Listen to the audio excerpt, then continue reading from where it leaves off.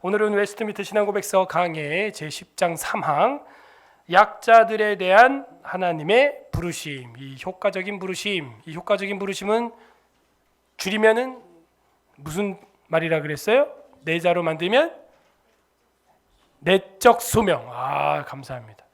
아주 우수한 성도입니다. 그렇게 아는 척을 해야죠, 여러분. 내적 소명. 반대는 뭐예요? 청함만 받는 사람들. 외적 소명이죠. 여러분은 청함만 받지 말고 택함 받은 자녀 되기를 소망합니다. 아멘. 우리가 할 수 있는 건 아니고 오늘 그 비법을 알려주는데, 어린아이고 연약한 자고 약자라고 할지라도 하나님께서 청함 받은 자 정도가 아니라 택자로 구원하시는 일이 있다 하는 겁니다. 그래서 오늘 제목은 약자들에 대한 하나님의 부르심인데, 우리가 이 내적 소명, 효과적 부르심 1항부터 봐나가고 있습니다. 그래서 우리는 내적 소명이 다가 아니라 내적 소명까지도 소망을 하고 있죠. 효과적인 부르심 1항에서 우리가 봤듯이 하나님께서 우리를 부르시고 우리의 지정의, 이 모든 것들이 거듭나도록 부드러운 마음을 주시는데 자유롭게 하신다.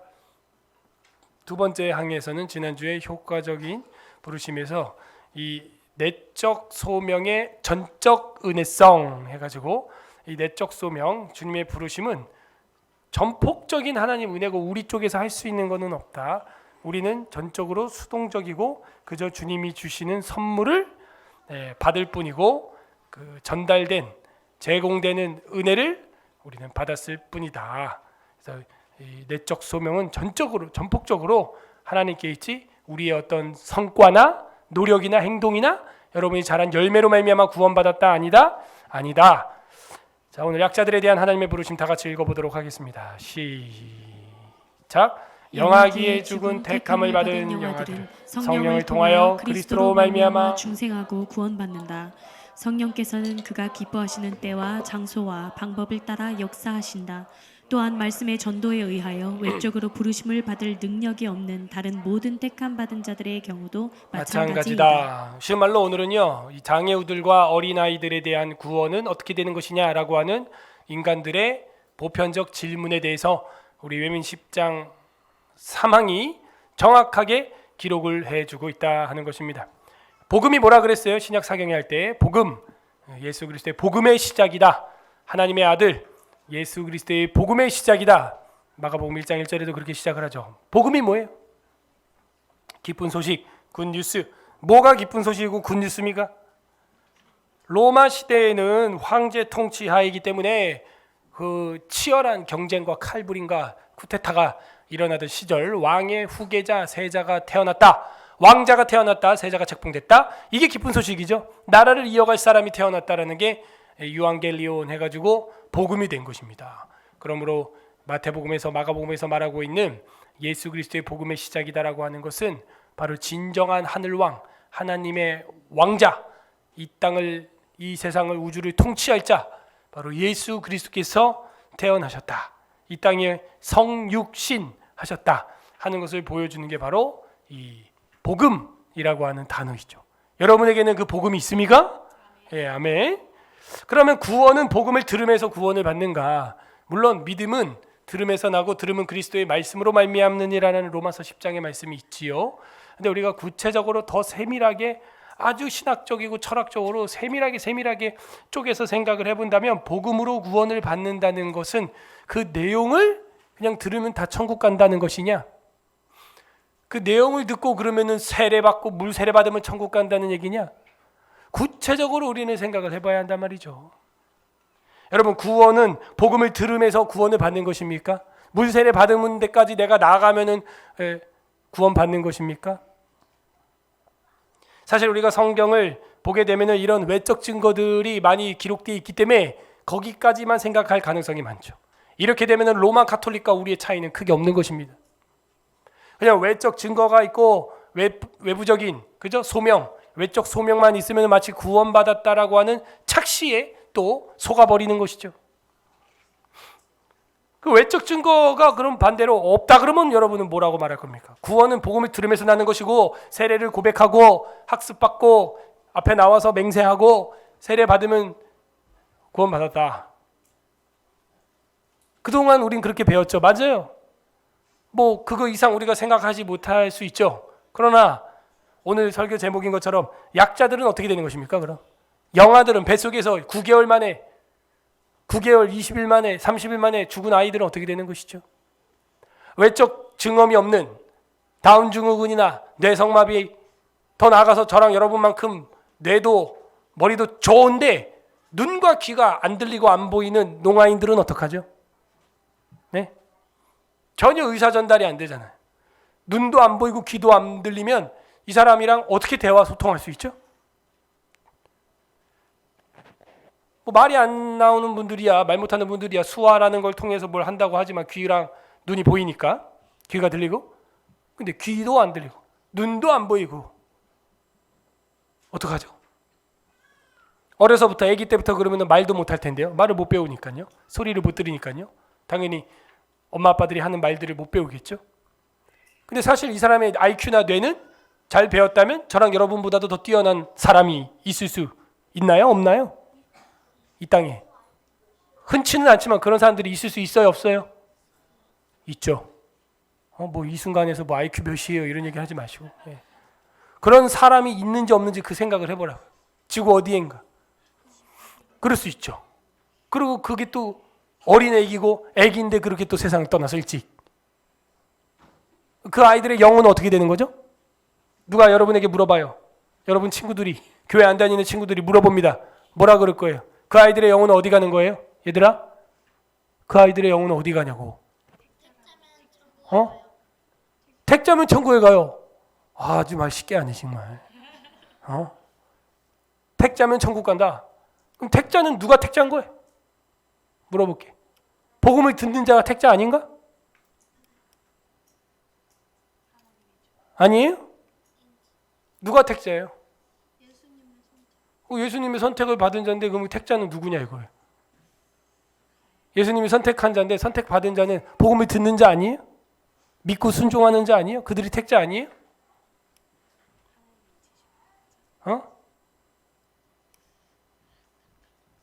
그것과 이것이 굉장히 지금 헷갈린단 말이죠. 그래서 이것을 공격하는 제세례파 사람들이나 심지어 우리 칼빈주의라고 자청하는 장로교 안에서도 이 교리를 이 10장 사망을 굉장히 싫어하는 그런 사람들이 있단 말이죠. 좋아요. 택자들이라면 어린아이들도 귀도 눈도 안 들리고 안 보이는 사람도 구원받는다. 그럼 택자가 누구냐 이거예요. 택자가 어떤 표가 택자예요? 그냥 하나님만 알아? 그냥 하나님만 알겠죠? 여기 은근히 답이 다 있습니다. 그래서 우리는 단순히 그냥 구원을 복음을 들어서 복음을 따라해서 애들이 물세례 받았으니까 할렐루야 천국 갔다, 천국 간다 그렇게 생각할 수 있어요. 그렇게만 생각한다면 반대로 하면은 세상은 엉망이 되는 겁니다. 반대로 복음을 듣지 못하고 언어 자체를 하지 못하고 듣지 못하고 말하지 못하고 언어는 있으나 그런 핸디캡이 있는 우리 장애우들을, 뇌성마비 환자들, 그런 친구들, 외적 표징이 없는 자들, 그런 자들은 다 어떻게 되냐 이거예요. 지옥 가냐 이거죠. 그죠? 여기서 칼빈의 예정론과 알미니안주의의 아주 큰 차이를 보여주고 있다는 것입니다. 칼빈의 예정론은 뭐예요? 하나님이 택자라면 구원하신다. 알미니안주의는 뭐예요? 그 믿고자 하는 의지와 표현이 있어야 한다는 거예요. 하나님이 부르시지만 응해야 한다는 것이죠. 응하지 않으면 안 된다는 거예요. 우리는 간혹 칼빈주의를 굉장히 냉혹하고 잔인한 그런 교리를 가지고 있는 종교로 오해를 하지만 오히려 이렇게 구체적으로 적용을 해보면 알미니안주의자들이 훨씬 잔혹하고 잔인한 냉혹한 그런 교리를 가지고 있다는 걸 알 수가 있습니다. 이 땅에 사는 것도 핸디캡으로 말미암아 불쌍하고 안타까울 텐데 외적 증거가 없다고, 응하지 못한다고, 주님께 응답하지 못한다고 하여 천국에 보장이 없다고 한다면 장애인들과 어린아이들과 뱃속에서 죽은 애들은 다 지옥 가야 되는 거예요. 말을 못하는 혹은 아직 이성적으로 외적 증거가 발달하지 않은 어린아이들, 유치아이들, 영아아이들, 그런 아이들은요 뭐 구원의 어떤 결과가 없는 것입니다. 소망이 없는 것이죠. 그래서 우리는 손쉽게 뭐 요한복음, 마가복음, 마태복음, 뭐 누가복음, 복음주의 이렇게 이야기를 하지만 사실 그 복음이 뭐냐 이거죠. 예수 그리스도께서 십자가에서 죽으시고 부활하시고 승천하시고 다시 오실 것이다. 이렇게 알고 있죠. 근데 뭔가 중요한 것들이 많이 빠져 있다는 거예요. 자세하게 구원의 서정을 우리가 이렇게 지금 따져오고 있지 않습니까? 1항부터 10장 1항부터 이 구원의 서정을 우리가 생각하게 되면 이걸 그렇게 너무 쉽게 얘기할 수가 없는 겁니다. 그냥 복음을 들으면 된다. 그리고 복음을 믿으면 된다. 세례 받으면 된다. 그럼 마치 또 그것도 우리가 하는 것처럼 보인단 말이죠. 내가 들어야 되고 내가 받아야 되고 내가 물뿌림 받아야 되고 그죠? 계속 어떤 우리의 액션들이 행동들이 또 들어가면서 로마 카톨릭주의와 같은 칠성사 같은 그런 것들을 또 만들고자 하는 욕구를 우리는 갖게 돼요. 성찬을 하면 천국 갑니까? 네? 중요하죠. 성찬 자체가 은혜고 복음인데요. 당연히 해야죠. 오늘 좀 어려운 얘기를 하고 있습니까 제가? 여러분 갑자기 아니 평생 복음 듣고 천국 간다고 교회 나왔더니만 또 오늘 막판에 목사님 또 딴소리 하네. 감기가 오래 가긴 가나 보네. 막 저러면서. 다 근데 여러분 아는 내용이에요. 누가가 데오빌로 각하에게 각각에서 아는 것을 더 확실하게 하려고 제가 지금 이런 질문을 서두에 하는 것이지 여러분이 모르는 것을 확실하게 하려고 하는 게 아닙니다. 가장 확실한 택자 선택법이 있다 이거죠. 귀도 눈도 안 보이고 안 들리는데 어떻게 택자인지 아닌지 아냐 이겁니까? 그것이 오늘 여기 본문에도 제가 가장 진한 색깔로 칠해놓지 않았습니까? 바로 하나님의 구원의 방편으로서 가장 확실한 것. 그건 바로 하나님이 인치시는 거예요. 하나님의 성령으로 성령께서 그 안에 들어오면 되는 것입니다. 아니 목사님 복음도 안 들었는데 성령이 들어올 수 있어요? 그 부분은 하나님께 맡기는 부분이에요. 사실은. 단지 우리는 택자라면 하나님이 귀가 안 들리는 사람일지라도 구원하신다라는 그런 게 어디 있어요? 성경에 있어요. 그래서 그래요. 성경책에서 우리가 자세히 구체적으로는 나와 있지 않지만 우리에게 성경 계시를 통해서 조금씩 보여주는 부분이 있어요. 100% 베일을 벗겨서 다 보여주는 건 아니지만 일부분 베일을 거두어서 희미하게 보여주는 부분이 있다는 것이죠. 하나님의 택하심으로 성령의 인치심으로 구원을 얻는 것이다. 이 단어를 여러분은 이 문장을 기억해야 되는. 구원은 어떻게 일어나느냐? 단지 복음을 들어서 단지 내가 세례받아서 성찬식에 참여하니까 내가 성경 사경회를 들으니까 그래서 구원받는 게 아닙니다. 찬양 가운데도 혹은 사경회 가운데든 혹은 성찬식 중에든 예배 중에든 기도 중에든 내 마음에 성령의 인치심, 그 성령 하나님의 인치심이 있어야 구원받는 것입니다. 우리 모두 다 성령의 인치심이 임하기를 소망합니다. 예. 물론 이것이 복음을 들을 때 그 복음이라는 통로를 통해서 성령님의 인치시는 역사가 나타나죠. 이거는 주권이에요. 주님의 주권. 하나님이 인치시면 되는 거예요. 아니 목사님 복음도 못 들었는데요? 못 들었어도. 오늘 어려운 얘기를 하는데 그동안 무슨 얘기를 우리가 교회에서 들었더냐? 복음을 믿고 순종하는 자는 구원받는다. 맞습니다. 근데 복음을 듣고 순종한 자가 누구냐 이거예요 도대체. 교회 나와서 출석하는 사람? 물로 세례 뿌림 받은 사람? 성경을 달달달달달 읽고 배우고 듣는 사람? 이 사람이 복음을 듣고 믿어 순종한 자입니까? 뭔가 불완전해요. 그것은 성령으로 인치심 받은 자, 그가 복음을 들어 믿어 순종케 된 줄로 믿습니다. 네, 이거예요. 성령으로 인치심 받은 자죠. 안 그러면 단순한 지적 동의가 구원이라고 구원을 남발하는 실수를 우리는 범하게 된다 하는 거예요.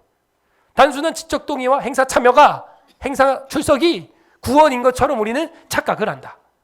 우리 자녀가 나 따라가지고 지금 교회 모태로부터 뱃속부터 지금 서울에서 교회 다녔어. 벌써 10년이야, 벌써 10수년이야. 그러니까 구원받았겠지? 착각. 그 아이가 나를 아무리 10년 넘게 뱃속에서부터 따라다녔어도 성령으로 인치심을 받지 않았으면 헛방이에요. 요한계시록에 보게 되면은 14만 4천에게 하는 행동이 바로 그 도장 찍는 작업입니다. 그죠? 인치는 작업.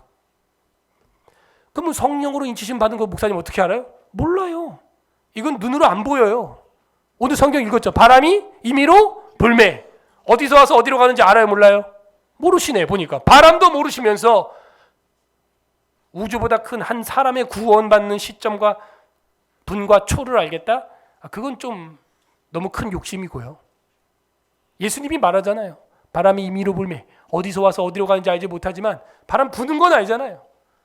우리가 한 사람이 성령으로 인치심을 지금 받았는지 어제 받았는지 알지는 못하지만요. 그 사람의 행동이나 열매는 나타날 거라고 저는 생각합니다. 그걸 바로 성령의 열매라고 이야기를 하는 것이죠. 제가 지금 주의를 드리는 것은 단순히 가시적으로 외적 부름, 그죠? 우리가 지금 이 내적 부름이라고 하는 챕터 10장을 하고 있는데 외적 소명받았다는 것으로 우리가 착각에 빠져버리면요. 진짜 구원을 이루지 못한 채 그 영혼을 잃어버릴 수 있다는 것입니다. 교회를 나온다, 뭐 세례를 받았다, 엄마 아빠 따라서 뱃속부터 서울 에스라교회를 서울 에스라교회에서 태어나서 다니는 애들이 얼마나 많아요 지금. 유아세례 받은 애들도 너무 많고 여기서 학습 성인식 한 애들도 있죠. 그럼 외적 소명이 있으면 다 구원받냐 이거예요. 물론 확률이 크다고 보죠. 그러나 제일 중요한 건 내 아들이 내 딸이 성령으로 인치심을 받았냐. 정말 이게 가장 중요한 거죠. 이게 구원론에 있어서 핵심이죠. 그래서 우리는 할 수 있는 한 최선을 다해서 우리 사랑하는 성도들이 아이들이 성령 받을 수 있도록 수련회와 사경회와 이런 걸 해서 뭐예요? 기회를 제공하고. 성령님은 누구십니까? 에너지예요? 파워예요? 배터리예요? 하나님이세요. 그 성령 하나님을 만날 수 있도록, 그 성령 하나님과 정말 도장 찍을 수 있도록, 찍힐 수 있도록 기회를 제공하는 행동들, 이런 예배, 기도회, 뭐 수련회, 사경회 이런 것들이 있는 것입니다. 그런 의미에서 진정한 복음이란 예수 그리스도께서 십자가에 죽으시고 부활하시고 승천하시고 다시 오실 것이다까지만 믿는 것이 아니라 그 가운데 가장 중요한 것은 예수 그리스도께서 십자가에서 내 죄를 씻기 위해 죽으시고 부활하시고 승천하시고 우리에게 성령을 보내시고, 이 얘기가 들어가야죠. 보혜사 성령을 내가 너희에게 보내리라 이랬잖아요. 그 성령으로 우리를 인치시고, 성령도 요한계시록에 죽을 판되니까 뭐라 그래요? 과연 그러하다 너희가 죽어라. 주 안에 죽는 자들은 복이 있도다 해서 우리가 말세지 말에 죽을 판되면요 죽으라는 거예요. 그냥 순교하라는 거예요. 왜? 성령님이 그때쯤 되면은 이제 재림 때가 딱 됐다는 것이죠. 심판 때가 됐다는 것이죠. 그런 의미에서 진정한 복음이란 성령 세례, 성령의 인치심까지 우리는 이야기를 해야 하는 것입니다. 자, 제가 연역적으로 이야기를 다 했고요. 그러므로 이제 해석이 됩니다. 그럼 어떻게 어린아이가 듣지도 보지도 말하지도 못하는 장애우가 뇌성마비가 있어서 자기 몸도 못 가누며 베베 꼬고 있는 그 자매가, 형제가 어떻게 구원 받을 수 있는가? 성경에 있다니까요. 영유아부, 영아기 때, 어릴 때, 마가복음 18장 16절 다 같이 읽어보겠습니다. 시작. 예수께서 그 어린아이들을 불러 가까이 하시고 이르시되 어린아이들이 내게 오는 것을 용납하고 금하지 말라. 하나님의 나라가 이러한 자의 것이니라. 베드로와 요한과 사도들은 어린이가 예수님 가까이 오면은 골치 아프다고 해서 오지마 애들은 가 이랬단 말이에요. 우리 교회 오면 다 놀라죠. 애들이 다 있어. 그죠? 제 친구 동기도 그래요. 야, 내가 정말 너네 교회 한번 가고 싶은데, 지난주 결혼식 때 왔던 한 형제가, 친구가, 동기가, 동창이 우리 교회 그 귤 가지고 와서 애 생기게 해달라고 기도했던 그 친구, 연년생 생겼는데 아이가 둘이나 남자로. 근데 너네 교회 가고 싶은데 참 내가 애들이 연년생이라 못 가겠다 막 핑계를 대는 거예요 저한테. 괜찮아, 우리 교회 연년생도 있고 1년 이내 3년 4년 텀도 있고 남자만 3명 4명 다 있고 다 있어. 아 그래? 우리 애들 2명 연년생 남자애들인데 되게 시끄러. 우린 더 시끄러. 뭐가 안 돼? 어린아이들이 예수님께 직접 오는 것도 용납하라 그러는데 예수님의 머리도 아니고 몸된 교회에 오는 걸 막을 리가 없죠 우리가. 예. 먹을 이유가 없는 거예요. 금하지 말라. 그리고 이 뒤에 게 중요하죠. 하나님의 나라가 이런 자의 것이니라. 오히려 하나님의 나라가 이런 아이들의 것이다 라고 이야기를 하고 있습니다. 예수님이 말하는 거죠. 아이들이 잘 믿는다 하는 거예요. 그리고 사무엘하 12장 23절 읽어보세요. 다윗이 아이를 잃어버릴 때의 이야기입니다. 시작. 지금은 죽었으니 내가 어찌 금식하랴. 내가 다시 돌아오게 할 수 있느냐. 나는 그에게로 가려니와 그는 내게로 돌아오지 아니하리라 하니라. 다윗이 밧세바와 함께 범죄를 저지른 이후에 첫 아이를 뵀는데 나단 선지자가 나타나서 그 아이는 죽을 것이요. 뱃속에 있는 애가 무슨 죄가 있습니까? 그 아이는 죽을 것이요 했는데 태어났어요. 태어나고 나서 아이가 시름시름 앓으니까 다윗이 금식을 하면서 기도를 했으나 어떻게 돼요? 아이가 죽었죠. 그의 뭔 죄예요? 죄로 따지자면 다윗 죄죠 뭐. 물론 그 안에 원죄가 있겠죠. 그러니까 죽음이라는 것을 경험하게 되죠. 어린 아기지만. 그럼 어떻게 하는 거예요? 성령께서 그 아이의 영혼을 그리스도의 피로 말미암아 씻어버리고 원죄를 태어나서 뭐 행한 자범죄가 없기 때문에 깨끗하여 구원받는다. 이래서 이런 교리가 나오는 거예요. 우리 장로교 안에서. 다윗이 뭐라 그럽니까? 그 아이가 죽었으니 내가 다시 돌아오게 할 수 없다. 그 아이는 이제 나한테 올 수 없어. 근데 나는 그에게로 가려니와 이렇게 표현하고 있죠. 그죠? 자기도 정결한 마음 달라고 눈물로 침상을 띄우고 기도했던 그 시가 있지 않습니까? 정결한 마음 달라고. 회개하고 나는 주님께로 가겠다. 그런 이야기를 한 거예요. 이 말은 반대로 말하면 그 아기는 어디 있다는 거예요 지금? 하나님의 나라 낙원에 있다. 천국에 있다. 그 얘기를 하는 거죠. 추론해 볼 수 있다는 거예요. 그래서 제가 아까도 말씀드렸지만 성경에서 이렇게 약한 자들의 죽음에 대해 그들의 구원에 대해서 완벽하고 깨끗하게 100% 다 껍질을 벗겨서 보여주지는 않지만 이러한 단어와 이러한 몇 가지 힌트를 우리에게 계시로서 한 줄기 빛을 비춰주고 있다. 이거 말고도 여러 구절이 있어요. 근데 이제 우리 시간이 많이 가니까 조금만 보겠습니다. 에스겔 16장 20절에서 21절 보겠습니다. 이제 우상 숭배하는 이스라엘 백성들이 자기 자식들을 불에 태워 죽이는 우상 숭배를 하는데 우상한테 바치는 장면이에요. 읽어보겠습니다. 20절 21절 시작. 또 네가 나를 위하여 낳은 네 자녀를 그에게 데리고 가서 드려 제물로 삼아 불살랐느니라. 네가 네 음행을 작은 일로 여겨서 나의 자녀들을 죽여 우상에게 넘겨 불 가운데로 지나가게 하였느냐. 또 네가 나를 위하여 낳은 내 자녀. 애 없을 때는 애 낳게 하겠다고, 애 낳고 싶다고 그렇게 해가지고 나를 위하여 낳았는데 그들을 데리고 와가지고 제물로 삼아서 불로 살라드리면서 음행을 저질렀어요. 다른 또 남자들이랑 여자들이랑. 네가 내 음행을 작은 일로 여기겠냐? 그래서 나의 자녀들을 죽였다 이렇게 돼 있어요. 그 어린애들이거든요. 이제 막 태어난 애들이거든요. 그래서 이제 몰렉이라고 하는 신한테 태워서 드릴 때는 이 몰렉이라고 하는 신은 소신인데 머리는 소고 몸은 사람이에요. 근데 이제 손이 이렇게 딱 뻗쳐 있죠. 이렇게 우상 모양이 이렇게 돼 있어요. 손이 이제 철판으로 돼 있어요. 그 밑에 이제 불을 뗍니다. 그래갖고 뜨거워. 그 위에다가 아기를 다 올리는 거야. 지글지글 자글자글 보글보글. 근데 여기서 표현할 때 그 아이들을 나의 자녀라고 하나님이 표현하고 있다 하는 거예요. 그 애들은 어떻게 될지 모르는 자녀들이지만 이렇게 말하지 않고 있다는 것이죠. 그 아이들, 그 아기들은 내 것이라는 거예요. 내 자녀라는 거예요. 나를 위하여 낳았던 자녀라는 것이죠. 이때 우리가 유추를 하고 미루어 볼 수 있어요. 자꾸 목사님 왜 유추하고 미뤄봐요?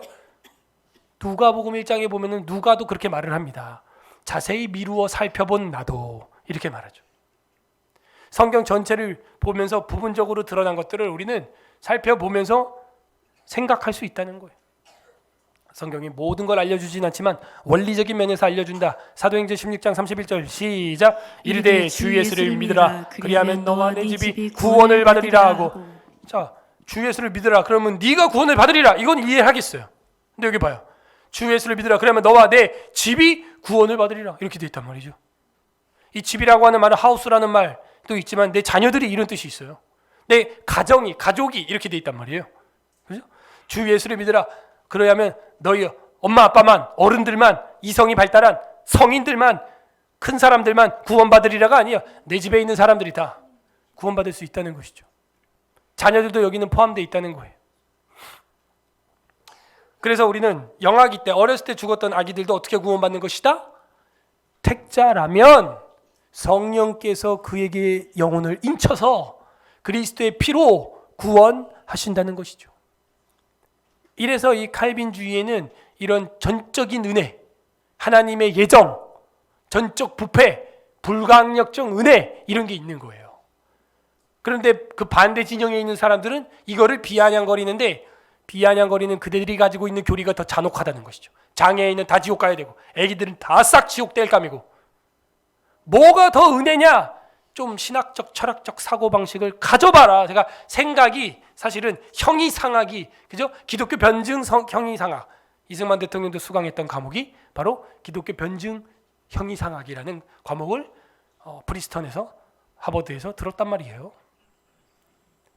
맨날 이 땅의 것만 보고 있으니까 뭐가 안 돼요? 이 형이상학이 안 되는 거예요. 예? 형이상학이 안 되고 그냥 이 땅의 하학만 하고 있는 상학이 안 되고 하학 이러고만 있는 것이죠. 그래서 우리는 성경이 보여주는 이런 것들을 볼 때 하나님은 우리보다 공정하시고 정의롭고 사랑이 많으실 줄로 믿습니다. 예, 그렇게 믿는 고백이 우리의 고백이에요.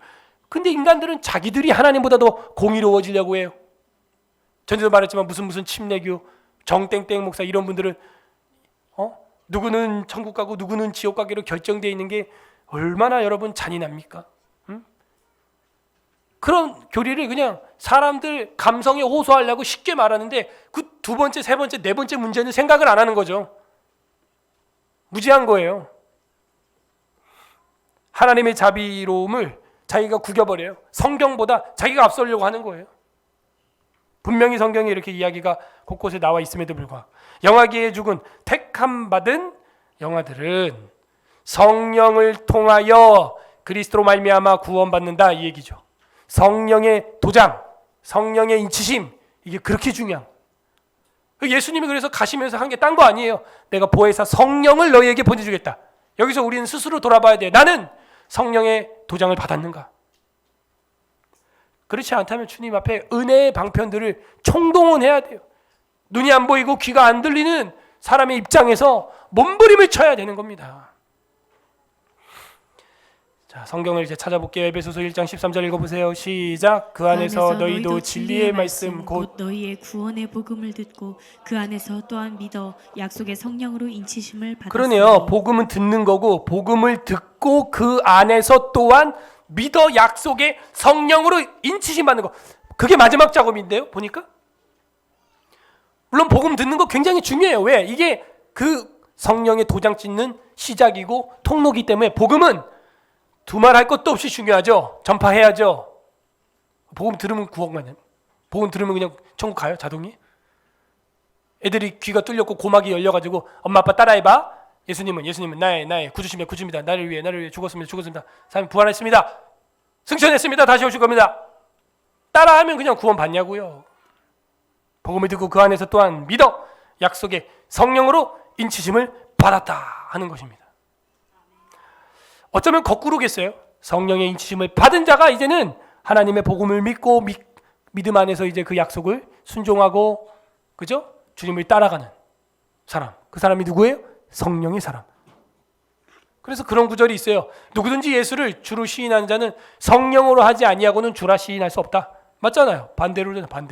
성령으로 하지 않고는 예수를 주라 시인할 수 없다. 그러니까 성령으로 도장 받으면 끝. 다 해결되는 거예요. 그런데 성령으로 도장받게 하기 위하여 우리는 최선을 다하는 게 바로 은혜의 방편. 따라하세요. 은혜의 방편. 그거죠. 기도, 말씀, 찬양, 그죠? 복음 전파, 사경회, 기도회, 가정예배, 그죠? 이런 것들을 또 하는 거예요. 또 상호 유기적인 연관성을 가지고 있다 하는 걸 알 수가 있습니다. 요한복음 3장 5절 읽어보세요. 시작. 예수께서 대답하시되 진실로 네게 이르노니 사람이 물과 성령으로 나지 아니하면 하나님의 나라에 들어갈 수 없느니라. 그러네요. 핵심 결론은 성령이에요. 성령. 물로도 나야 되지만요. 성령으로 나야 한다는 거예요. 성령으로 나지 아니하면 하나님 나라 꽝 못 들어가. 그러므로 우리는 이 복음이라고 하는 형식주의에 매몰돼서는 안 되고, 우리 아들 딸들이 정말 어려서부터 나를 따라 교회로 온 건 너무 귀한 일인데, 이 아이들의 심령과 마음이 정말 성령 하나님이 콱 사랑의 도장을 찍어 주셨냐, 그거를 확인해야 되고, 그게 안 돼 있으면 받을 수 있도록 은혜의 방편의 자리에 기회를 제공해라. 마가복음 1장 8절 시작. 나는 너희에게 물로 세례를 베풀거니와 그는 너희에게 성령으로 세례를 베푸시리라. 아멘. 확실히 구분이 되네요. 우리가 이거 정신 차리고 성경을 보지 않으면 그냥 복음 천국 이렇게, 물론 이 말이 틀렸다고 할 수 없어요 또. 그런데 디테일하게, 그죠? 구원의 서정을 들어가서 봐야 한다 하는 것입니다. 복음을 듣는 거, 물세례 받는 거 중요하죠. 근데 더 큰 건 뭐예요? 그는 너희에게 성령으로 세례를 베풀리라 하는 겁니다. 여기서 이제 물세례와 성령 세례는 동일한 거다라고 개념 정리를 해버리면은 이제 성령 세례 받을 일은 없는 거예요. 그냥 물만 뿌리면 되는 거죠. 예수를 구세주로 시인만 하면 끝나는 거죠. 그게 진실이 아니더라도 거기에 갇혀 있을 수 있다는 거예요. 사도행전 1장 5절에 보면 읽어봅니다. 시작. 요한은 물로 세례를 베풀었으나 너희는 몇 날이 못되어 성령으로 세례를 받으리라 하셨느니라. 아멘. 요한의 세례가 약했습니까? 유대가 들썩들썩 했는데요. 헤롯이 정치적으로 위협을 받았는데요. 그래서 잡았죠. 목을 잘랐죠. 요한의 세례가 가벼운 게 아니죠. 근데 우리는 요한의 세례에서 만족하는 성도가 많다는 거예요. 나는 어떤가? 나는 그 물세례, 요한 세례로 지금 만족하고 교회 다니고 있지 않는가? 요한 세례, 물세례로 만족하고 있는 성도들이 교회에는 너무 많아요. 아볼로라고 하는 목사님도 그랬어요. 심지어 목사님이 이렇게 물 뿌렸으면 됐어. 이 성례도 자주 안 하는데 이 물 뿌리는 성례, 세례 이 정도 했으면 됐지. 이걸 자주 하고 또 매주 하고 격주로 하고 이 정도 했으면 됐지. 거기서 멈추면 안 된다는 거예요. 우리가 그걸 하는 이유는 그러한 기념들을 통하여 어떻게 해요? 영적 기념설이 될 수 있도록, 영혼의 신령성이, 신비성이 나타날 수 있도록. 그게 궁극적인 목표인데 눈에 안 보여요. 이건 성령으로 세례를 받게 하는 거죠. 사람이 변해요. 그럼 이거는 과학적으로 어떻게 실험관에 넣어가지고 관찰할 수 있는 게 아니에요. 변해요. 일단 그냥 사람이. 사도행전 8장 14절에서 20절에 보게 되면 예루살렘에 있는 사도들이 사마리아도 하나님의 말씀을 받았다. 이방인이 하나님 말씀 받았다고? 깜짝 놀랐습니다. 베드로와 요한이 갔어요. 대표죠. 그들이 내려가서 그들을 위하여 성령 받기를 기도하니 이는 아직 한 사람에게도 성령이 내리신 일이 없고 오직 주 예수 이름으로 세례만 받을 뿐이더라. 여긴 더 심해요. 요한의 세례도 아니에요. 예수의 이름으로 세례만 받을 뿐이더라. 그럼 된 거 아니에요? 여러분 뭔 이름으로 세례 받았어요? 그죠? 성부와 성자 주님의 이름으로 받았죠. 그럼 된 거 아니에요? 예수의 이름이면 세례 받았으면, 물세례 받았으면 끝난 거 아니에요? 예수님 나의 구주십니다. 나는 죄인입니다. 그리고 받았잖아요. 근데 지금 여기 성경에서는 이게 뭔가 부족하다고 쓰고 있는 거예요. 17절 다 같이 읽어보세요. 시작. 이에 두 사도가 그들에게 안수하며 성령을 받는지라. 예수의 이름으로 세례받은 것만으로는 부족하다는 거예요. 그래서 안수해야 돼요. 터치, 접촉. 그런데 뭐 비접촉? 어디 그런 말을 해? 교회에서. 나가. 넌 사탄이야. 내가 볼 때. 예수님은요, 병자들, 문둥이 병자들 막 다 만졌어요. 같이 잤어요. 먹었어요. 손양호 목사님도요, 소록도에서 그들의 고름을 입으로 빨았어요. 접촉했어요. 비접촉? 예배 폐쇄, 교회 폐쇄?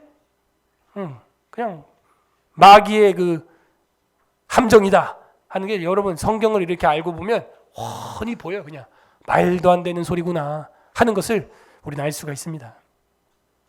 예수의 이름으로 세례만 받을 뿐이더라. 한국교회는 여기에 갇혀있는 종교인들이 너무 많습니다. 예수 이름으로 세례 받았으면 됐지. 성찬도 마찬가지야. 1년에 한 번 했으면 됐지. 뭐 자주 해. 별로 자주 하고 싶지 않았던 거지. 그러면 예수님의 살과 피를 별로 기념하고 싶지 않은 것이죠. 예수님의 살과 피가 복음의 핵심인데 그 복음이 별로 안 좋았던 것이죠. 그렇게밖에 해석이 안 돼요. 거꾸로 역도 성립하기 때문에. 공식은 그런 거 아니겠어요? 그러니까요, 이 시몬 같은 사람이 나옵니다. 18절에 시몬이 사도들의 안수로 성령 받는 것을 보고 돈을 들여가지고 이르되 이 권능이 내게도 주어 누구든지 내가 안수하면은 너네처럼 성령 받게 해주소서 하고 내 돈 많이 줄게 이렇게 돈을 주는 거예요. 베드로가 화가 나가지고 이르되 네가 하나님의 선물, 이게 핵심이죠. 성령은 이게 또 베드로가 주는 거예요? 요한이 주는 거예요? 남궁 목사가 안수하고 터치하면 주는 거예요? 누가 주는 거예요? 하나님의 선물이에요. 이거는 하나님 마음이에요. 하나님의 때, 하나님의 시간에, 하나님의 장소에 일어나는 겁니다. 하나님의 선물을 돈 주고 살 줄로 생각하였으니 네가 그 돈과 함께 망할 것이다. 우리는 많은 걸 착각하고 있어. 신앙생활하면서 그냥 예수 내 입으로 주여 내가 주의 이름으로 귀신을 쫓았나이다. 주의 이름으로 내가 병을 고쳤나이다. 예수님 뭐라 그래요? 마태복음 7장에서 내가 너희를 도무지 알지 못하노라. 아니 다른 이름도 아니에요. 주님의 이름으로 병 고치고 주님의 이름으로 귀신 쫓았는데 날 모른대. 다른 거 아니에요. 주님의 이름으로 물세례 베풀었어요. 내가 너를 모른다는 거예요. 네가 은과 함께 망할 것이다. 돈과 함께 망할 것이다. 이 시몬 마술사도 성령으로 하겠다는, 성령 받는 거 뭐 하겠다는 거예요. 돈 좀 들여서 돈 좀 써서 해보겠다는 거예요. 안 된다는 거예요. 그렇게. 왜? 이건 그런 뭐 돈으로 뭐 이런 게 아니라 하나님의 선물, 하나님이 원하시는 때 되는 것이기 때문입니다. 그러므로 우리 어린 아이들, 또 장애우들, 지적 장애우들, 외적 증표가 없는 자들이 구원받는 것은 그들이 택자라면 구원받는데 그 택자라는 증표가 뭐냐 이거예요. 우리는 복음을 듣는 거라고 생각을 했는데 단순히 그걸 또 한 번 더 뛰어넘어서, 물론 우리가 일상적인 통상적 소통이 될 때 복음을 듣는 자는 택자의 가능성이 크다고 저는 봐요. 저도 맞습니다. 그러나 더 정확하게는 들어서 그 안에 영혼이 성령으로 인치심을 받아야 됩니다. 미간에 표를 찍는 천사들에게 표를 받는 사람처럼 돼야 하는 것이죠. 성령을 통하여 그리스도로 말미암아 중생하고 구원을 받는다라고 우리 교리가 잘 정리하였습니다. 그렇군요. 그 성령으로 말미암아 결국에는 구원받는 것이었다. 사도행전 2장 38절에서 39절 다 같이 읽어보세요. 시작. 베드로가 이르되 너희가 회개하여 각각 예수 그리스도의 이름으로 세례를 받고 죄사함을 받으라. 그리하면 성령의 선물로 받으리니 이 약속은 너희와 너희 자녀와 모든 먼데 사람 곧 주 우리 하나님이 얼마든지 부르시는 자들에게 하신 것이라 하고. 그죠? 베드로가 말하는데 회개하여 각각 예수 그리스도의 이름으로 세례를 받으면 끝난 거 아니에요? 사실 그게 아니라는 거예요. 죄사함을 받으라 하면 끝난 거 아니에요? 그게 아니라는 거예요. 그러면 성령을 받는다. 선물로. 아까 앞에서도 하나님의 선물을 네가 돈으로 살려고 하냐? 은과 함께 망하리라. 하나님이 주는 거. 하나님의 주권이에요. 불가항력적인 은혜예요. 그러네요. 불가항력적인 은혜이기 때문에 뱃속에서 죽은 아이도, 지적 동의를 못하는 지체장애우도, 이미 태어난 우리 어린 아이도 하나님의 택자라면 주님의 품으로 데려가는 줄로 믿습니다. 자, 여기서 그럼 누가 어떤 그런 약자들이 하나님의 택자의 가능성이 크냐? 믿는 자의 집안의 형제자매나 자녀들이 택자의 가능성이 커요. 아까도 봤죠? 주 예수를 믿으라. 그리하면 너와 내 집이 구원을 얻으리라. 내가 믿고 성령으로 인침받은 자라면 우리 집안의 우리 씨앗들 중에서 택자들이 나올 확률이 많은 건 성경이 지지하고 있는 바라는 거죠. 성령의 선물을 받으리니 이 약속은 너희와 너희 자녀와 모든 먼데 사람, 저랑 여러분이죠. 이스라엘로부터 지금 극동 지역에 있죠. 우리가 동쪽에서 끝자락 극동 먼데 사람이죠. 곧 주 우리 하나님이 얼마든지 부르시는 자들에게 하신 것이다. 성령을 선물로 받는 은혜가 있기를 소망합니다. 성령을 받아야 돼. 오늘 우리 수요 기도회 때 이거 기도하는 겁니다. 우리 자녀들이 주님 성령으로 인치심 받게 하여 주시옵소서. 그러면 변해요. 제가 어떤 집사님하고도 우리 아이들이 어떻게 하면 공부를 좀 즐겁게 열정적으로 내가 시키지 않아도 폭발적으로 아이들이 미친 듯이 밥 먹을 때도 막 책을 보면서 막 김치를 묻혀가면서 막 공부하게 할 것이냐. 이게 어떤 뭐 외부적 어떤 시스템 이게 쉽지 않아요. 속에서 동기가 일어나야 되거든요. 속에서. 가장 좋은 동기는 뭐겠어요? 성령의 인치심이 임하길 바랍니다. 그러면요 하나님 나라와 그 영광을 위하여 시키지 않아도 막 좀 쉬었다 해라. 쉬었다 해라. 엄마 아빠가 그런다니까. 책 좀 덮어라. 그만 봐라. 여러분도 항상 듣던 얘기 아닙니까? 잘할 때. 그죠? 그거예요. 그거. 은혜가 안 돼서 넘어갑니다. 네. 구원 받는다. 결국 이 첫 문장이 전부 다예요. 제일 중요했어요. 뒤에는 설명입니다. 성령께서는 그가 기뻐하시는 때, 기뻐하시는 장소, 기뻐하시는 방법을 따라 역사하신다. 그렇군요. 또 이걸 우리 힘으로 뭐 성령의 인치심을 또 받아내려고 하는 그 행동 자체가 벌써 행위구원론적이다. 또 내가 뭘 해서 공로로 성령의 인치심을 받는다. 그것 또한 벌써 로마 카톨릭주의의 오류에 빠지는 것이다. 그게 아니라 우리는 뭐예요? 주님의 은혜와 자비를 기다리기를 바랍니다. 예, 기다리는 거예요. 주님의 때를 바라는 거예요. 또한 말씀의 전도에 의하여 외적 부르심을 받을 능력이 없는 다른 모든, 그죠? 말씀의 전도, 제가 아무리 전도해도 안 들려요. 못 알아들어요. 지적 능력이 안 돼요. 그죠? 뇌에 장애가 있을 수 있죠. 그런 외적 부르심을 받을 능력이 없는 다른 모든 택한 받은 자들의 경우도 마찬가지다. 그러니까 영아들이나 그런 핸디캡에 있는 장애우들이나 다 마찬가지다. 마찬가지다. 그러므로 우리는 여기서 한 가지 더 이웃사랑을 배우게 되는데, 옆 사람 한번 보세요. 시작. 함부로 판단할 수 없다. 이 사람을. 생긴 건 이 모양이지만 이 친구를 함부로 판단할 수 없다. 그렇지 않습니까? 이 지적 장애우들도 우리가 함부로 비태자라고 다 낙인을 찍을 수 없는데, 지금 이 정도 상태에 있는 들을 우리가 낙인으로 찍을 수 있냐? 낙인 찍을 수 있냐? 없다. 없다 하는 것입니다. 그래서 이웃 사랑하는 법을 우리가 배우게 되는 것이죠.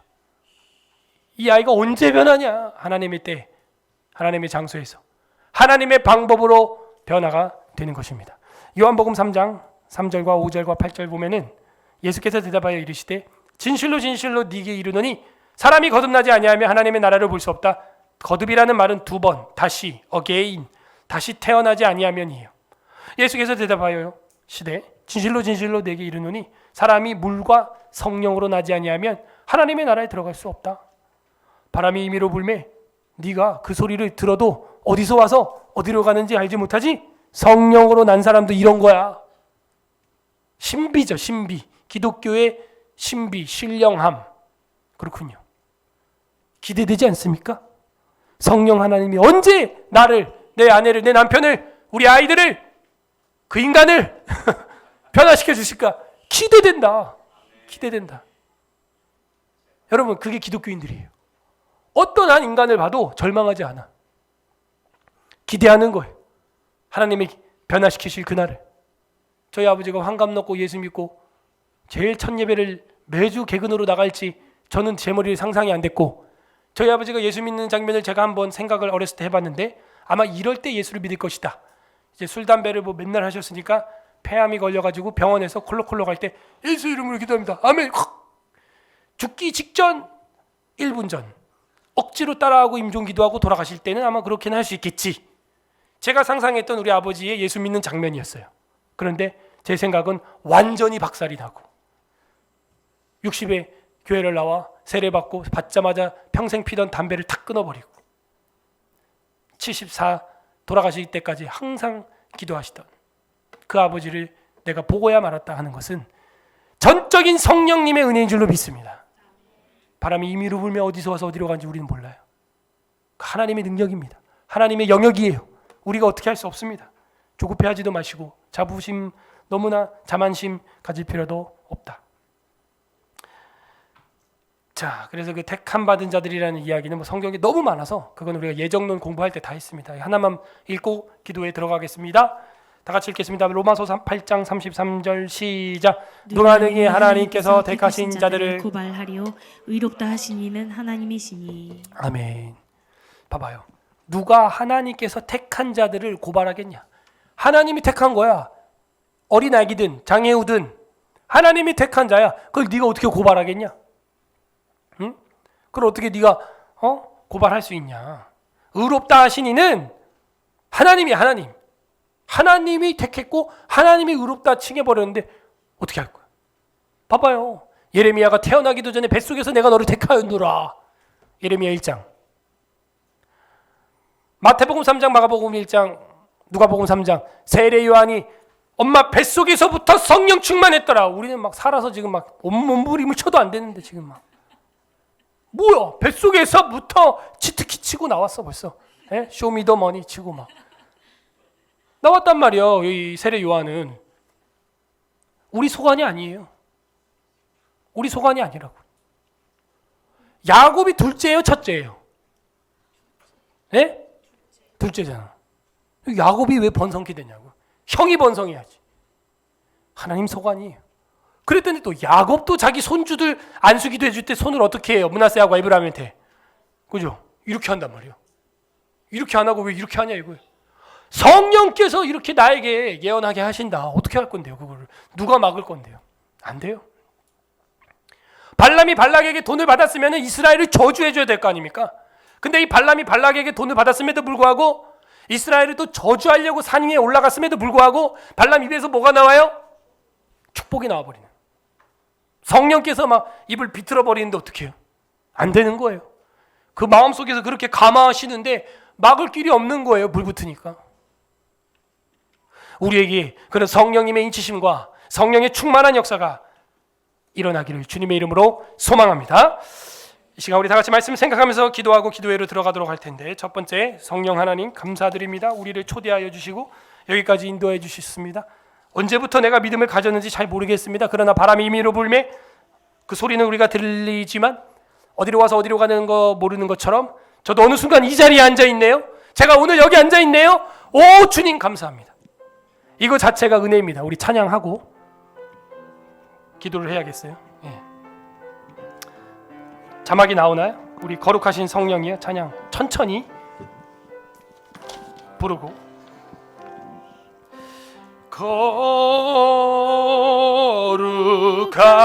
거룩하신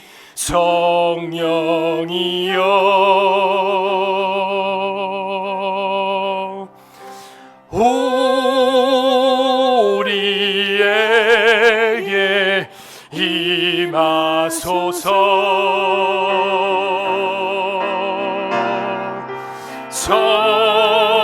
성령의 불로 오셔서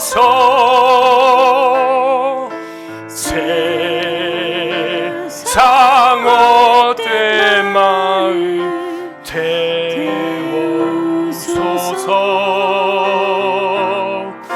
손 들고 주를 바랄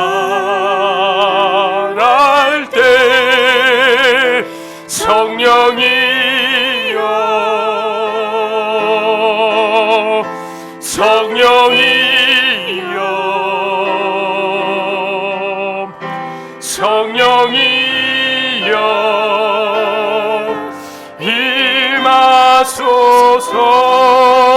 임하소서. 이 시간 우리 말씀 생각하면서 기도하겠습니다. 성령 하나님, 내가 오늘 여기 앉아 있는 것 나도 알 수 없습니다. 주님 초대해 주셨습니다. 주님 감사합니다. 주님 영광 받아 주시옵소서.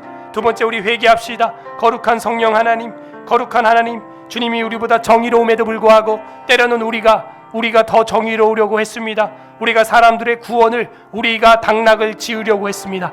짧은 우리의 이 철학적 사고방식으로 하나님이 우리보다 더 불공평한 것처럼 우리가 이야기를 했습니다. 주님, 우리의 이 어리석은 죄를 자백하오니 용서하여 주시옵소서. 회개하는 기도하시고, 세 번째는 간구합시다. 이제는 우리로 하여금 성령으로 임쳐 주시옵소서.